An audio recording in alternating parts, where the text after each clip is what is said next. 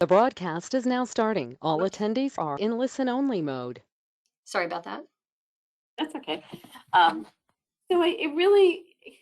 it all has to start with what your vision is. So a lot of my work with people is to sit with them and really help them bubble up to the surface,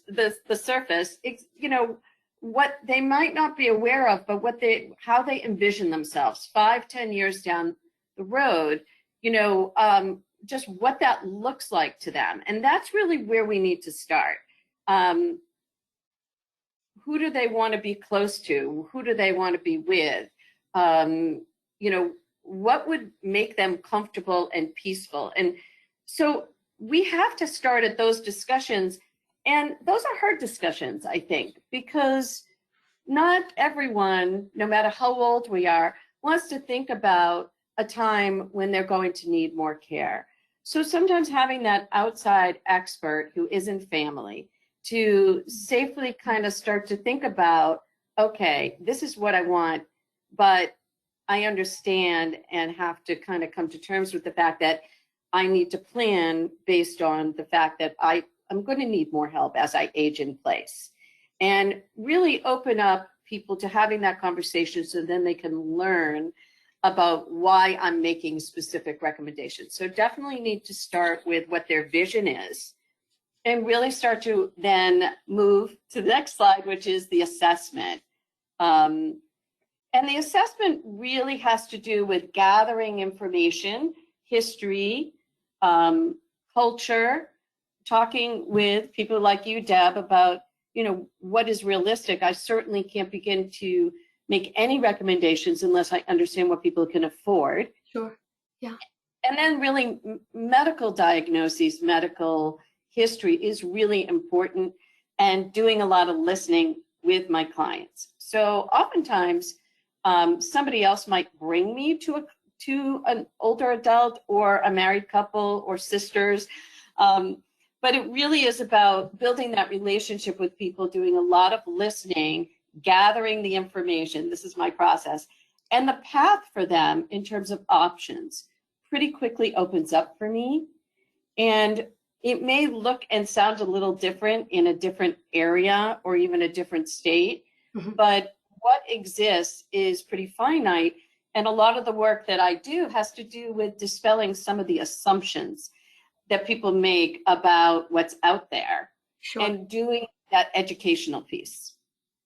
That's sorry, go ahead. I think it's so important. You mentioned understanding the financial piece, and obviously that's what firms like ours do, and helping clients to understand whether or not different options are affordable to them, and really spending time with forecasts and the cost forecast of this kind of care, and then some padding, obviously, for adding additional things that are unforeseen into that to let clients know that, yes, they can afford this option comfortably and things like that. So I think that's a really critical piece of this process. And you talk about the plan that you're formulating for your clients. How do you do that? And tell us more about what happens with that plan and what you're doing for them. So obviously, this is a very individualized process because part of what we've done in some of the discovery is, when.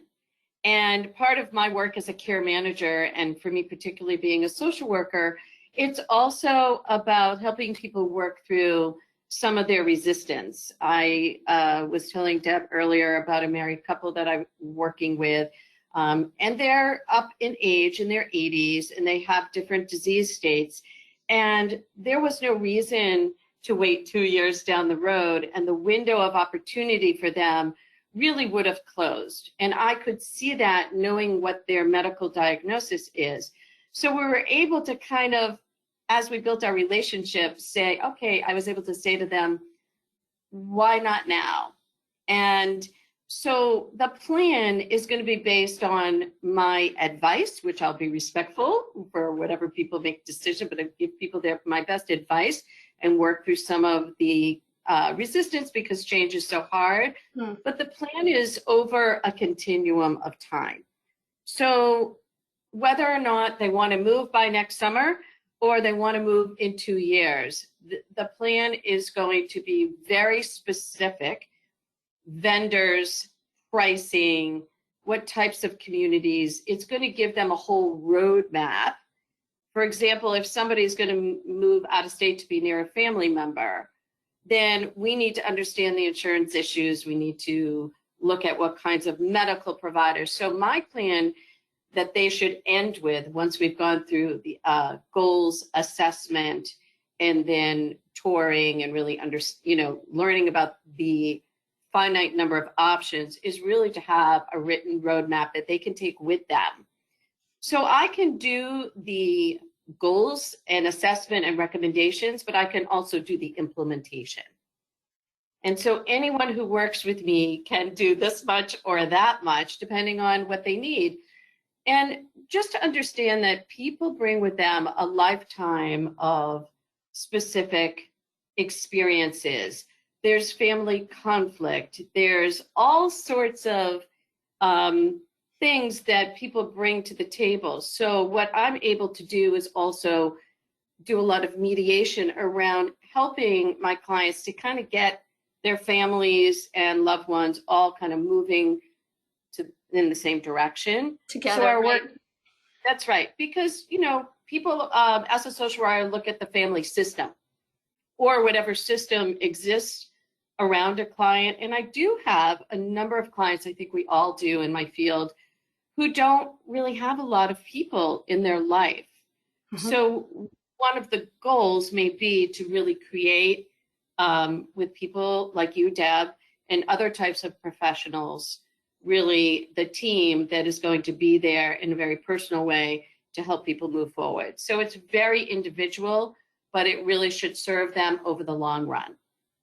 Yeah, I call that a client safety net, and really making sure that we have the team in place to serve our client well. And, you don't do everything, I don't do everything, but we certainly have a cadre of professionals to pull in as clients need. And I think your point about making this so individualized is so key in what both you and I do, and making sure that these clients are cared for and that their family is involved and helping them on some level to move this forward and to honor the client's goals.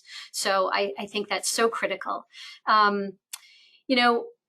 We talked, you and I, about cognitive impairment, and let's talk for a minute about what that does to people's plans and choices as that comes up, because I think it's a significant factor that elderly people are dealing with, and how does it affect their choices and what they're doing next? It's such a critical question, and I'm so appreciative of you bringing that up. And you're exactly right. It is pivotal. So cognitive impairment, which is memory loss, essentially, or some type of cognition issue from stroke or other disease processes. Mm-hmm. But cognitive impairment, or dementia as a general term, is really an epidemic. It's probably 80% of my regular day-to-day caseload, to varying degrees, but it is the diagnosis that will have someone disqualified for a continuing care retirement community. So my goal... Let me stop you there for a second, because does that mean they can't get in to the retirement community? It means that they can get in, but to particular communities that are designed specifically to accommodate a different type of service that people are going to need. And that's where a professional comes in. So just to take a step back, it's really critical for someone's long-term life and health that when I start a planning process with someone and there's just an inkling and it hasn't been worked up, that there is some type of cognitive impairment going on. And I could spend probably 10 minutes with someone I kind of know. I've just been doing it that long. But it is important for the client, because once someone has a workup, starting with their primary care physician, to rule out medical reasons for a memory loss that family are noticing, and they then go to a neurologist or a geriatric psychiatrist to have a full workup, it's really critical that we know what we're dealing with, so then we can steer them to continuing care retirement communities, if that's their goal, that have the services and the supports down the road and welcome people who have this type of diagnosis. You know, one of the things I want you to understand as we get into the different types of communities is that the continuing care retirement communities, the deposit communities, those are kind of the oldest model of retirement living that have been around for many, many years. And I would say many communities are making changes to really start to accommodate people with cognitive impairment, but not all communities have. So it's really important to know, as we've talked about, beyond the nice furniture, kind of what the culture of care is for every retirement community. Because again, as we've discussed, Deb, this isn't real estate we're buying. This is a decision that we're making, that we're helping you to make, clients to make, that really is going to impact the rest of their life. Well, and I think your point is so critical because it is, we've been taught all along, if you're buying property or you're going to your new home, whatever that is, you want to go see the interior and think about how your furniture was going to fit. And this is so much different than that. There's so many more components that come into play. And you do such a great job of teaching people how to think differently about it. It goes beyond, you know, what the place looks like and what kind of flower beds they have and what furniture is going to fit in there. It's really about fitting the individuals into the community. And I think that's so critical. We talked about, you know, assessing an individual's financial picture and things like that, which we take care of. And, you know, I want to understand what the different types of care are and how people pay for them. Excellent question.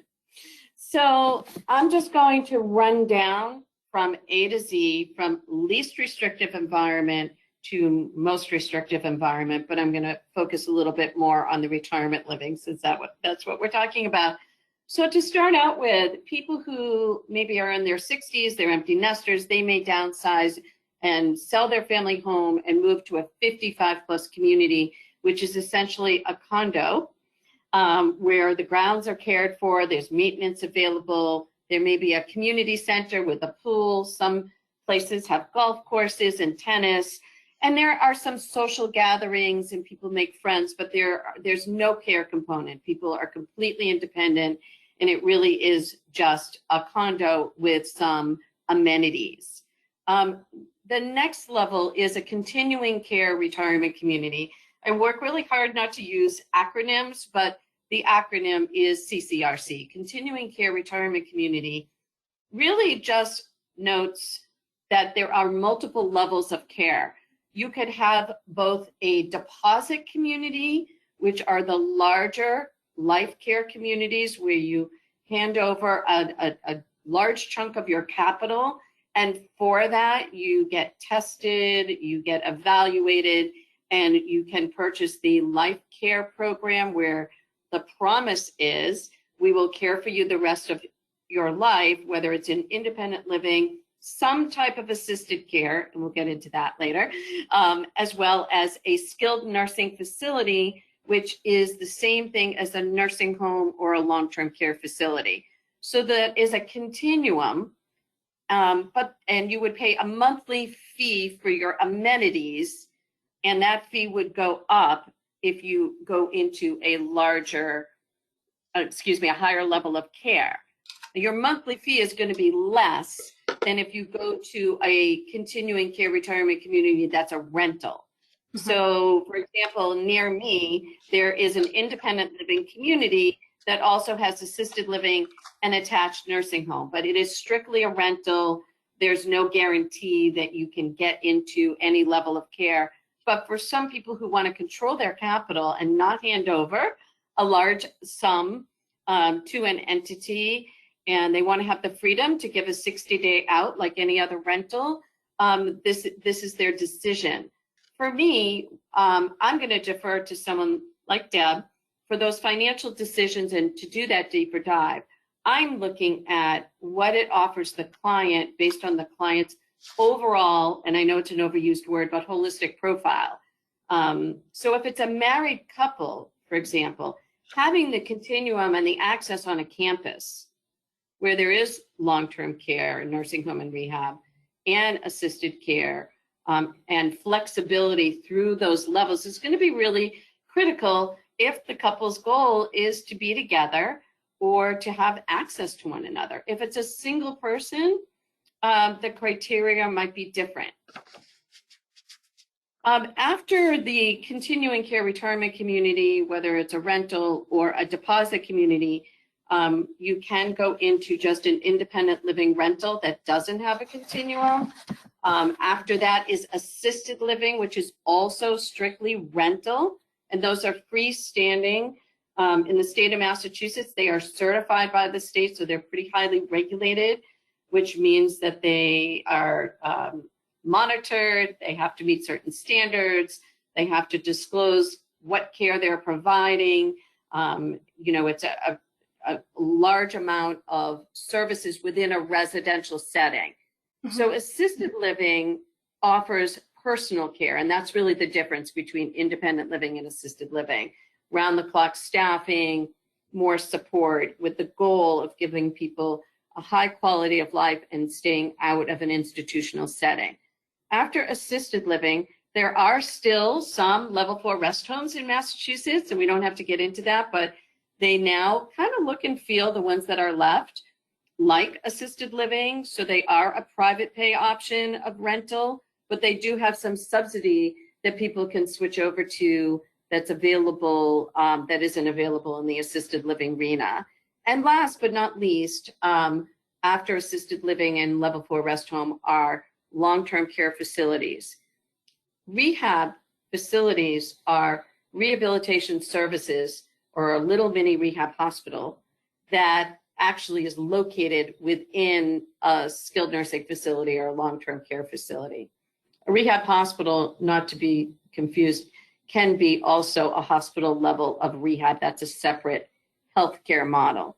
The difference between a nursing home and assisted living, really, really briefly, is that a nursing home is a medical model of care. And what we now know after close to 30 years of assisted living in Massachusetts is that we can keep people with a much better quality of life in a residential setting, and sometimes, not always, but sometimes prevent the need for nursing home when we can bring in hospice at the end of life. But there are times when people do need long-term care facilities to live their best life. So those are all the levels and how they're paid for. Just one quick note, nursing homes are paid for either by long-term care insurance, private pay, or people spend down to Medicaid, which in Massachusetts is also called Mass Health. Okay, that's super helpful, and I think there's so many levels there and so many nuances. I want to take a step back for a second and talk about the types of contracts that are involved and the payment risk. So in all of this care, there's a lot of increase of cost that can be borne as people either become more needy and need more care, or also very typically as the healthcare costs increase. So 4 different types of contracts. It's type A, B, C, and D. Type A is where the risk of the increase is borne by the facility. So they're really putting themselves at risk. This is the most expensive and extensive kind of contract. It's called a life care extended contract, and it's going to provide unlimited assisted living, skilled nursing care. It's going to involve a substantial prepayment. So this is going to be the most expensive option for people. And for people who have unlimited access to wealth, it may be the best option. But there are nuances, and Joan should help you figure that out. The type B is called the modified contract, and this includes some prepayment of long-term care and services for specified limited period. So the risk for the future cost increases is shared between the individual and the facility. Type C is more of a service for contract kind of arrangement. And this is the lowest initial outlay for fees. So it's the smallest amount of outlay for you. And then it's the entrance fees are lower because there's really no prepayment for long-term care or assisted living involved in this. So this is a shared risk model as well, but the individual is bearing more of the risk for this. And then type D is really the strict rental that you've been talking about. And there's no entrance fee on this, and it's a pay-as-you-go model. So this is all the risk is on the individual for the increase in care and expenses. So tell me about the types of contract and the type of care people should expect. And obviously with anything involving a contract, you and I would both say, have your attorney and other people review that contract. Family members should be reading it. Everybody should know what you're getting into before anything's signed or any money changes hands. So that's a really important step that people need to take care of. And the contracts, as we've been discussing, are extremely different, and people need to pay attention to the print on that. So tell us about the types of care people can expect here. So I typically, over my career, I will frequently get to people when they're already in a community. And people are incredibly unaware of what they can do and what they can't do. So I think that working with us beforehand, proactively, and really understanding the rules and regulations in communities that are so different. Like Deb said, do your homework. Every community is really different. But there really should be an expectation that you see in every contract that when you move into a continuing care retirement community, that you are going to be able to have access, both short-term and long-term, to the higher levels of care when you need them. So what's important, and what I've found out just working with clients who are in communities, is that you're not always the one who gets to call the shots. And that really is spelled out in the contract when it is, for example, a type B, the prepayment or the most expensive type, and the facility or the community has the most risk. They may have a lot more say in when you move or where you move or when you have to move than you might think. So reading the contract and understanding how much control you have is really important. I think for my clients, they want to have control, and they want to know, they want the peace of mind to know that if they choose to stay in their independent living apartment, even if they have needs, that they have the right to bring in private care, and their care manager is welcome to collaborate with the team in the retirement community to layer in the supports they need to stay in the independent living. And they want to know, and they want to have that security that nobody, and people do have this fear, that nobody is going to make them move to that place that's down the hall behind that other door. So I think understanding and touring the other levels of care, the higher levels of care before you move in, and dispelling some of the fear about that, but just understanding that there is a quality in all the levels of care that you are depositing, you are hoping, and you are assuming that there is, and it's not always the case. So part of what I do is help people really vet and evaluate that all the levels of care are quality, and that there is a collaboration between them and their families and the community. And it really should be an expectation that when things start to change, that they're going to have the access to those higher levels of care. What I would really want to see spelled out in a contract, what is assisted care? It's not state certified assisted living. It is something that every continuing care retirement community can make a decision about how much they're willing to provide and who they're going to serve. A client of mine who moved into a continuing care retirement community, she was diagnosed with a vascular dementia. And at that time, their assisted care didn't accommodate someone who had cognitive impairment. And that was a very large sum of money that she had given up front. And so we were able to layer in the support she needed in the independent living. but I really look for that. I look for the wide scope of services, and it all should be spelled out in the contract. Traditionally, nursing homes and rehab in life care communities, or CCRCs, we use both those terms, are pretty high quality. But what we want is we want to keep people out of institutional settings. And so we really want to evaluate how they are now developing a lot more assisted care as their community of independent living residents are starting to age and have more needs. Mm-hmm. So those are the types of things that we really want to see in the contract, is what exactly will you provide me when I need more? And can I access it when I need it? Those are the types of things I look at, and I leave the financial piece to you, Deb. Well, and there's a component of this that I just want to mention to people that's important.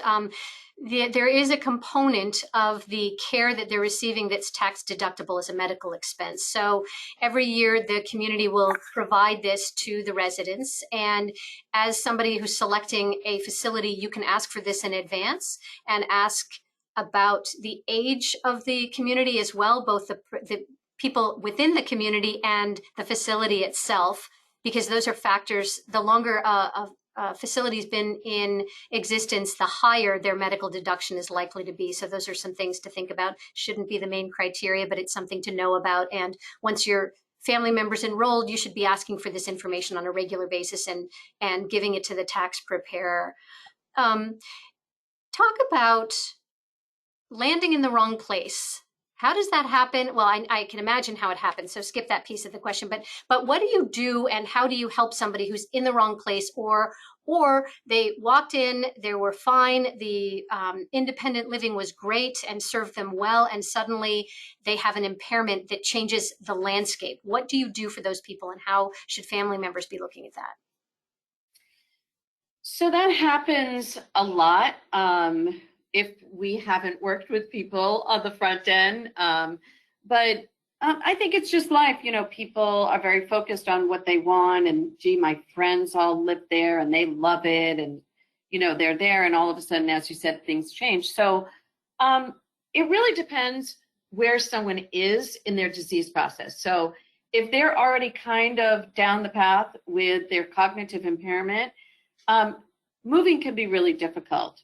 So what we do in every situation, whether it's wrong assisted living because they don't have a memory program and someone needs it, or a nursing home that really isn't providing the quality of care that we want for our clients, is we certainly can lay out the options for the client, and oftentimes at that point it's the family, about the risk of moving when you're talking about making complete changes, which can be very difficult and actually cause progression for someone with an advancing memory loss. Do they want to stay because they've evaluated that there are still some psychosocial emotional benefits, and people have friends and they have community? And so do we layer in a lot more support than they anticipated? And I think that is really an important piece in the planning process in terms of financially, to understand that that's an out-of-pocket cost unless you have long-term care insurance to pay privately. But as a care manager, I'm going to bring you my best vetted providers and really help coordinate bringing in the supports that for the present time will help that person to live their best life.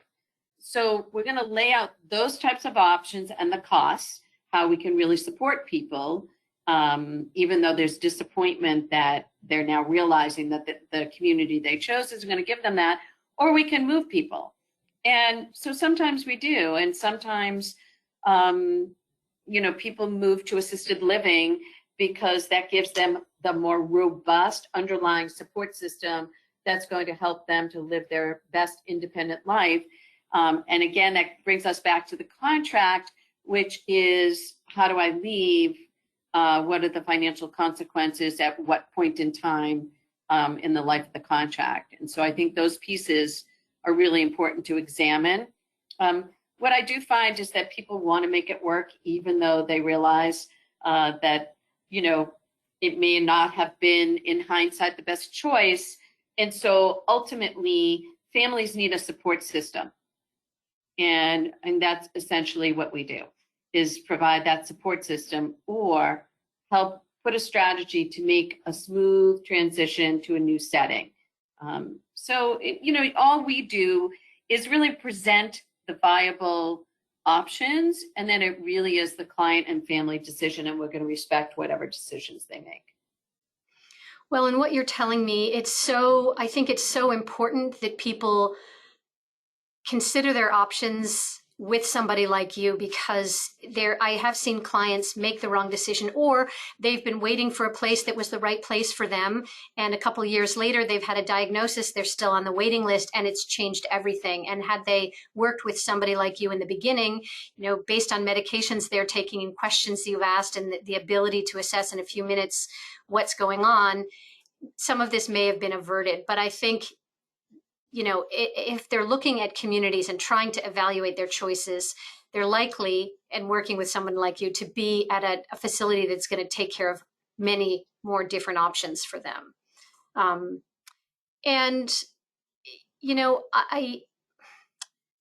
want to talk also about, we all think about getting into the community and picking the right one. Well, there's an evaluation criteria that's happening on the other end as well. And they're looking at retirees and families and saying, and what do those communities look at for their applicants to say who they're going to accept and not accept?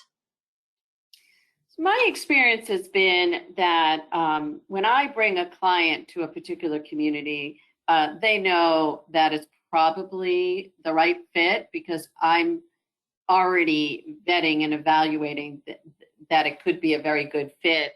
But there is an informal assessment and a formal assessment. So I think that there is a wide range of the skill set in the marketing people that people interface with, and many who they're wonderful people. They want to see people be happy, but their job is to get you in the building and to sign on the dotted line.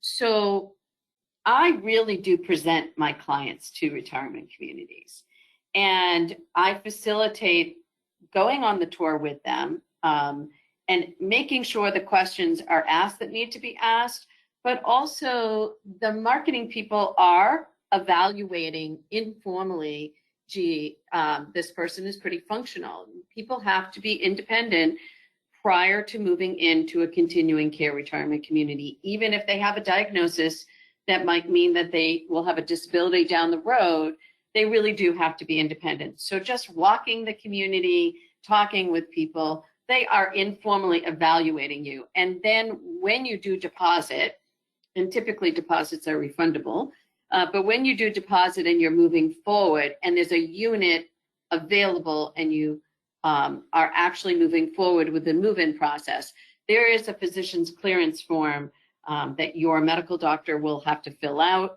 and they will have their medical person that they contract with or who comes on site for clinic evaluate you and kind of give the thumbs up. So they're looking for things like cognitive impairment, and they're going to question that. In fact, I worked recently with a married couple who moved to a community that really accommodated the gentleman's Lewy body dementia diagnosis. And the wife is sharp as a tack, but it had said on a doctor's visit summary, questioning cognitive impairment. And they investigated that, and we were able to rule that out, because what's written in your medical record, it may not be fact, but once it's written, it never goes away. And that was in her record. So we were able to, she did a mini mental test, they had conversations, and it might have been that at that visit, because she is a caregiver, that she had a lot of stress and she was overwhelmed with her husband's care. And that can actually have the effect of looking like someone who has some minor cognitive impairment. So there definitely is a vetting of medical and function. And finances as well. Most places have a financial criteria for acceptance and want to make sure that you're going to be able to go the distance and to be able to pay for the care that you're signing on for. So there's a financial component as well, and you usually have to provide some information also. We're running low on time, but I want to ask about really, how do people go about finding the right community when they live far away from their parents? Such a great question. So as a care manager, I'm part of a national association. There's 2,500 nationally certified care managers across the country. So if we move people often from state to state, because oftentimes people are coming to live near their children, and that's a goal of theirs. And so if I have a client, so I may get a call that someone wants to move their mom from Florida. How unusual. And they've lived there 20 years and they really need to come back up here. So I'm going to go on my national website, pop in the client in Florida zip code, and I'm going to vet a care manager in her area that can do an assessment and really give me the eyes. And I can collect the medical information. I can FaceTime with the client, talk with the family. I can do any long distance assessment and then be able to do the same process here with the family in terms of the tour and why a community is correct. We do this for independent living, CCRCs, and certainly assisted living. And I've certainly med flighted clients from out of state straight into nursing homes. So we as a community of peers will work together on both ends to keep things healthy and well on that end while we figure out on this end. And then we can do the new doctors and the new insurance and really help families with that whole transition process from out of state. And we get a lot of calls like that because, this is not a user-friendly system. No. There's no manual out there that says, this is how I move my mother from, New York, Connecticut. It doesn't matter where they're coming from. So this is the wealth of resource that as certified care managers, the reason I say that I go to my colleagues is because we do have a code of ethics. We have a high standard of practice that we have to follow. And then so that it gives me a security that I am, again, like I would vet any professional that I bring to my client's team, that I know who I'm working with at the other end out of state. Yeah. Another question, you talked about taking people on tour. I'd love to have you talk a little bit more about what people should be looking for. You mentioned having dinner at the facility and things like that. As people are walking around and kicking the tires, what should they be looking for and thinking about as they're looking at these communities? So my experience, because I don't tell a lot of people this, but I did marketing in retirement living for about 8 years. So again, that's what I bring to my clients is living it and breathing it in that industry really deeply. I believe that people have a gut feeling when they walk in the door within the first 60 seconds, whether or not, I'm interested, this feels right, this feels good. I think people have to really listen to their internal voice and really know that it's okay if just because it hits all the boxes that we've already evaluated, this is an emotional decision in some ways. So we do, the due diligence of the tour and look at the bricks and mortar. But what I tell people and coach people to do is really look at, are people stopping to say hello? Is there a friendly culture here? Are people dressed up fancy? Really looking at what it is that you want for your neighborhood, your environment. Does your husband want to have to wear a tie for dinner? And do you want to have to make a reservation? Do you want to be able to just do something casual? What is it? And that goes right back to vision. So we take the vision and we inform people that they need to look at the relationship between staff and residents. They need to come to dinner, not just to try the food, but also to take in a non-threatening way, how people are interacting and be able to talk to the people who live there, not just the marketing person. So come back for an activity. This is not you walk in and you make this lifetime important decision. marketing people are very happy to invite you to all sorts of things. So if this speaks to Deb and I preaching, that you got to start this prior to there being an urgent need. Yeah, because absolutely. this is such an important decision. You need time to understand, yeah, this feels really right for me. And you do that in multiple visits over a period of time. And I think then, like any major decision we make in life, we make the best decision we can, and it is a leap of faith. But I think if you have the financial analysis, you understand from Deb, yes, this looks like a solid organization. You have from me that I have had feedback from families and clients. There's a great culture of care here for down the road as well. It's going to be okay. It's going to be good. Yeah, a couple of things you said. Knowing in the first 60 seconds if it's the right fit or not. We saw that with my mother. We had a bunch of communities for her to see, a handful, when we moved her to Massachusetts. And there she was, and she would walk in and say yes, no, and she knew right away. And she ended up picking a facility that fit her, but she knew, just like you said. So I think it's a matter of getting your list together and then going to assess. And I love your idea of going back multiple times. And also, I would say even looking at different components. So you may be in the independent living when you start, but go and look at the assisted living. And are caregivers sitting on their phone and ignoring the person next to them? How is that looking and working? And, during a meal, are they speaking to each other? Are they, cognizant enough to interact and hold conversations with you? What does that look like on the next step? I think those are important too. And then you mentioned the financial health of the organization, and that's really key. And we coach people on how to evaluate that, and we'll help them with that. But getting the financials from the organization, because you're not just moving there the way you're moving into an apartment. You really need to check out the fiscal health of the organization that's going to be supporting you, and making sure that, its cost ratios look right. And we can help you do that kind of thing. And there are some questions that you should be asking. And both Joan and I have some additional information if you're interested. I have a questionnaire that I send to people, and I'll send that out if you're interested. And Joan has some great resources that I think will help everybody. And one of which is a link to the care organization that she keeps referring to. And I'll send that out to all of the participants on this. And both Joan and I can be reached through our websites. Mine is 12pointswealth.com, and Joan is symphonycaremanagement.com. Right? That's right. Okay. Absolutely. I'm happy to answer any questions if people get in touch with me. Love doing that.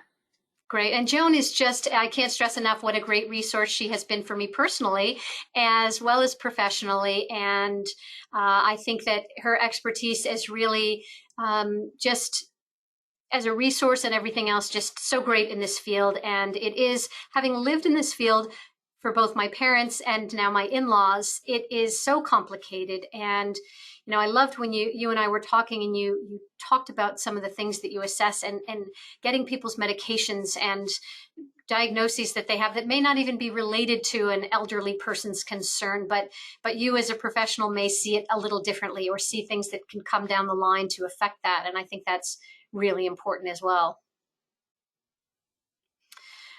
So again, Deb at 12 Points Wealth, and Joan Harris runs Symphony Care Management, and a great organization. She's a great resource, as I said. And if you're looking for more information on this topic, we're happy to share our components with you. Obviously, Joan is the expert in this arena. And if you have questions from the financial perspective, happy to help with that. And if we can help you with anything else, please let us know. But thank you so much for attending our webinar. And the recording will be available on 12pointswealth.com in probably about a week. So come back and check it out if you want to hear more, or replay any of this that you might have missed, or play it for family members, which might be very key. Thanks so much, Joan, for coming. Thanks for having me. It was great to be here. All right. Thanks, everyone. Enjoy your weekend.